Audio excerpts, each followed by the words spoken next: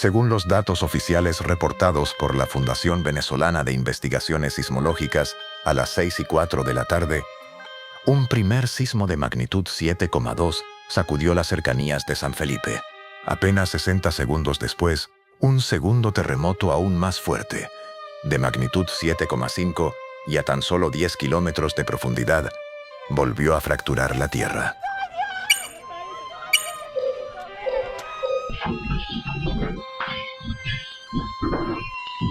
En 48 horas, una mentira sobre Venezuela llegó a 100 millones de personas.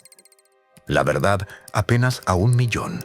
Esta es la autopsia de cómo tejió la araña.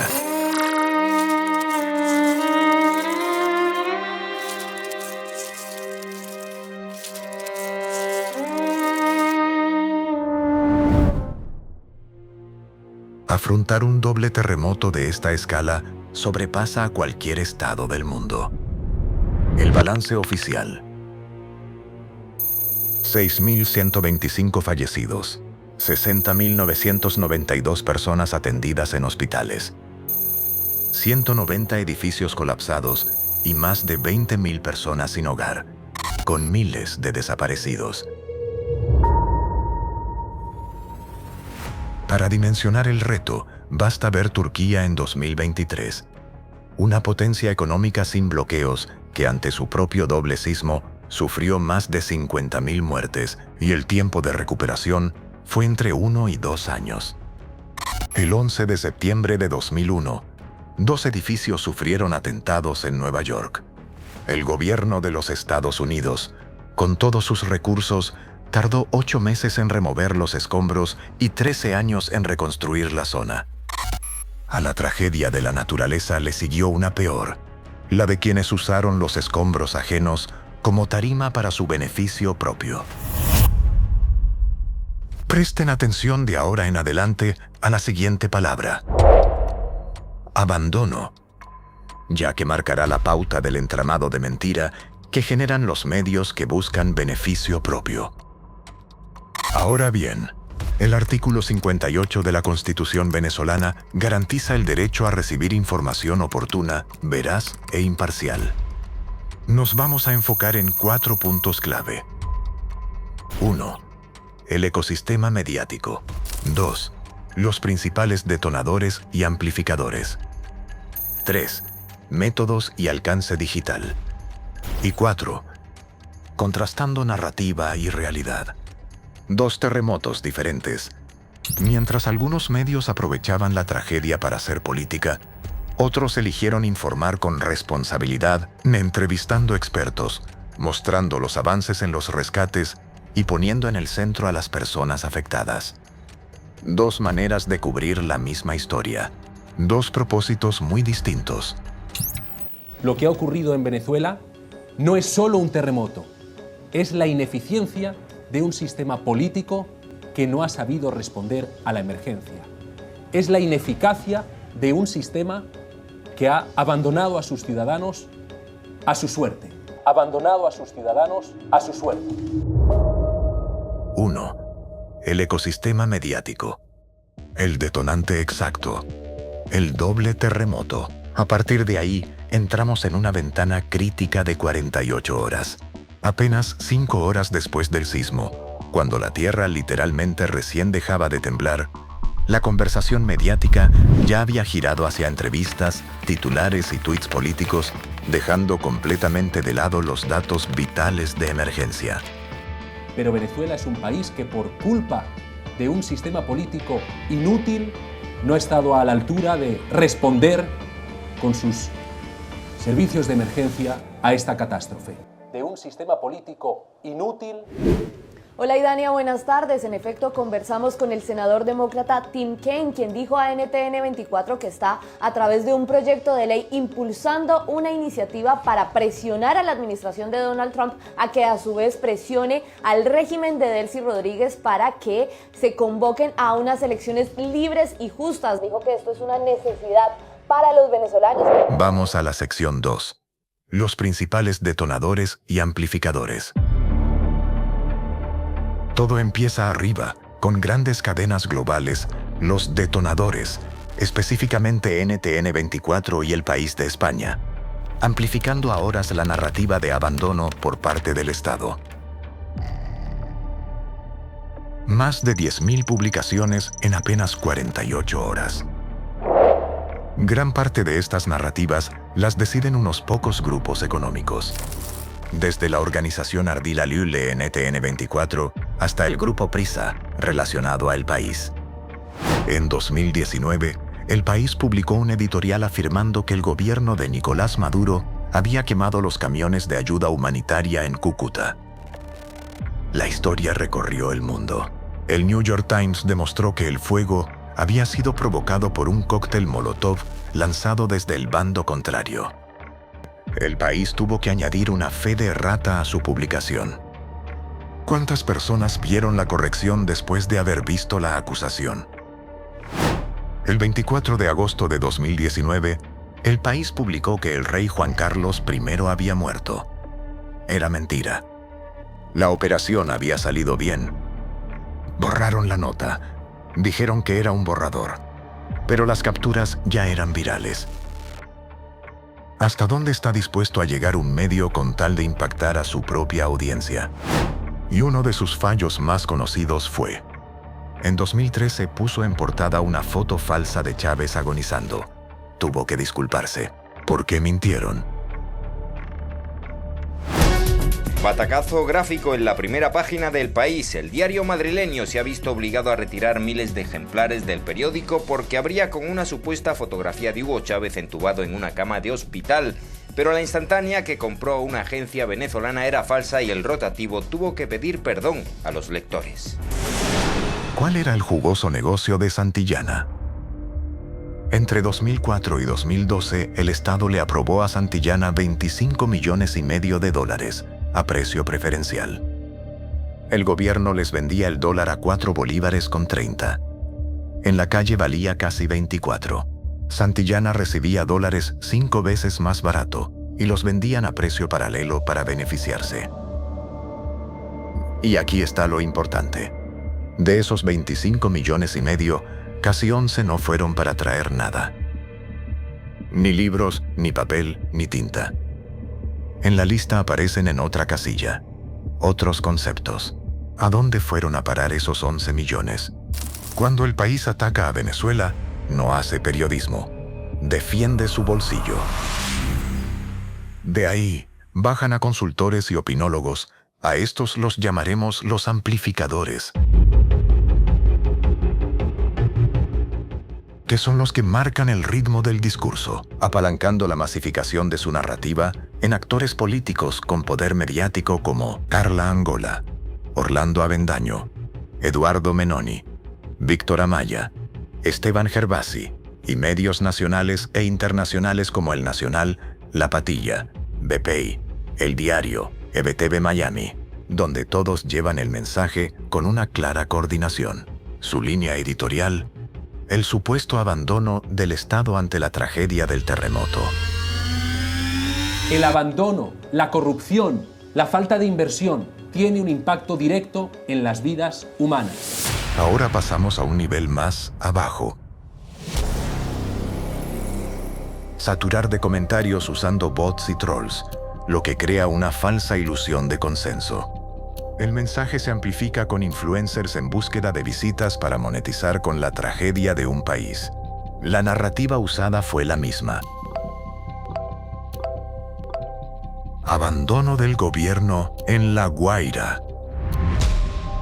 Sabiendo que esto causaría en la población sentimientos de odio, frustración, zozobra y sobrereacción ante los representantes del Estado venezolano, así como de la misma manera generar impacto en redes con noticias falsas miserables, como lo fue la alerta de tsunami infundida horas después del terremoto.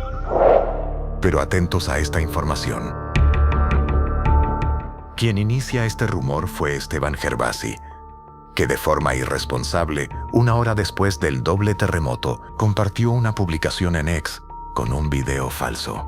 Mira cómo se recogió el mar, o sea, el mar estaba aquí. Mira yo. Recogiendo el mar, esta verga. Mira cómo se está recogiendo. Vámonos. Nos estamos yendo. porque hay alerta de tsunami. Hay alerta de tsunami. En este momento estamos saliendo de La Guaira. Son las 9:21 de la noche. ¡Hay alerta de tsunami! 9:21 Eduardo Menoni, quien vive y opera en El Salvador. Esteban Gervasi en Estados Unidos. Ellos lograron que se propagara caos y en muchos casos detener búsquedas en horas cruciales. Un fake infundido con el único objetivo de politizar la tragedia a su favor. Con esto lograrían que se retiraran los equipos de rescate y pudieran seguir propagando que el Estado abandonó a La Guaira. Por esto, el pueblo venezolano se ha cansado, señores. Estas imágenes hablan por sí solas, señores. Entramos a la sección 3. Métodos y alcance digital. Las tácticas no eran para nada reportajes tradicionales. Más bien, se enfocan en amplificar el miedo. Se validaron videos reciclados de otras catástrofes que no tenían nada que ver con este terremoto en particular. Todo se hizo sin ningún tipo de rigor periodístico y saltándose los protocolos oficiales. Se ignoraron por completo los esfuerzos reales de rescate que ya estaban en marcha en las calles. Lo que nos lleva a la sección 4. Contrastando narrativa y realidad. Dos terremotos diferentes. Destaca un titular muy específico de El País. La solidaridad de los venezolanos llena el vacío de la respuesta estatal al terremoto. El encuadre sobre el vacío de la respuesta estatal no se usó por accidente. Fue una estrategia para empujar un ángulo político. Justo en el momento en que la gente necesitaba saber datos reales, el enfoque periodístico se desvió directo hacia la crítica política. Último minuto en NTN 24. Tenemos el revelador e impactante testimonio de un preso político que narra cómo vivieron los angustiosos momentos del devastador terremoto. Además, medios como NTN 24 en menos de 24 horas publicaron contenido politizando la tragedia. Una entrevista de un supuesto preso político a quien convenientemente ocultaron su identidad, usando el terremoto como excusa para hablar de temas políticos. Preso por preso, en las condiciones infrahumanas que viven. Los suministros normalmente no son nada buenos. Aquí se da un solo menú diario. La comida es arroz, sardina y una batata, por decir algo. ¿Verificaron esos medios si las personas que entrevistaron realmente estaban privadas de libertad? ¿Corroboraron la información antes de publicarla? ¿O simplemente la difundieron porque convenía a su relato?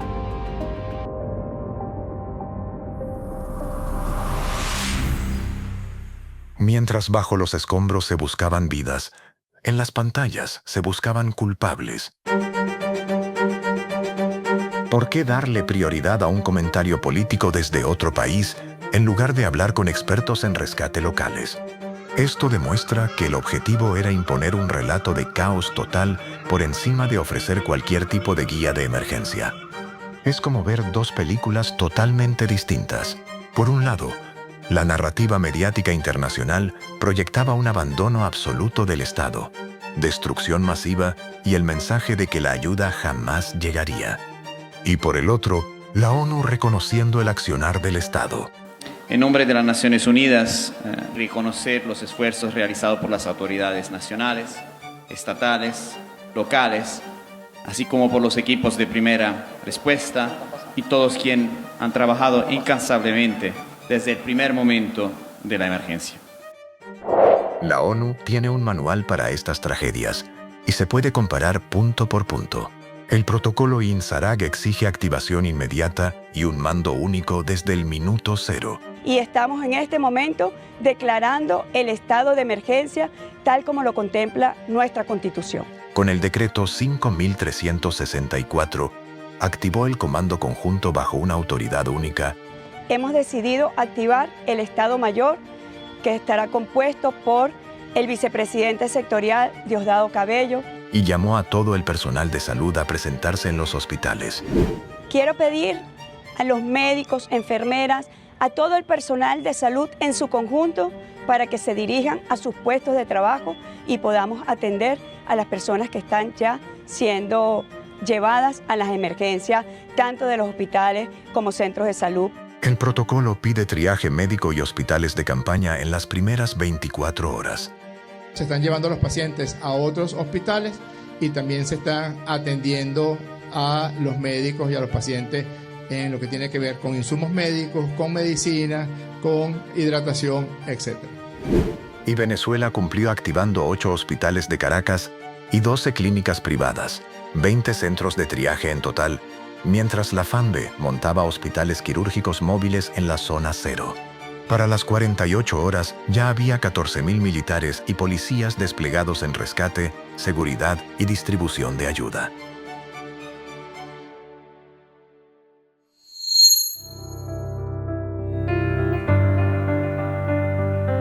El protocolo ordena aceptar la ayuda internacional y coordinarla con la ONU, y Venezuela la solicitó como certifica la propia OCHA y recibió equipos de 29 países con 2.400 rescatistas y 188 perros de búsqueda que trabajaron coordinados con Naciones Unidas desde las primeras horas junto al gobierno, los militares y protección civil. Hasta Washington lo reconoció. El gobierno ha cumplido por completo, declaró el encargado de negocios de Estados Unidos sobre la respuesta humanitaria. Los reportes locales documentados mostraban una realidad diferente, una rápida movilización ciudadana y autoridades actuando de inmediato. Hablamos de ciudadanos organizándose y de policías y fuerzas armadas desplegándose al instante. Hospitales, aunque bastante llenos, estaban totalmente operativos recibiendo pacientes. Se dio la orden a clínicas privadas a atender a afectados. Se armaron campamentos de emergencia rápido y hasta usaron drones durante toda la noche para escanear las zonas afectadas buscando sobrevivientes. Después de ver este desglose de cómo la información es cierta o no, es preocupante ver cómo estas redes estructuradas pueden dictar el entendimiento mundial de una tragedia casi sin filtros y llegar a 100 millones de personas en cuestión de horas. Nos queda una gran pregunta.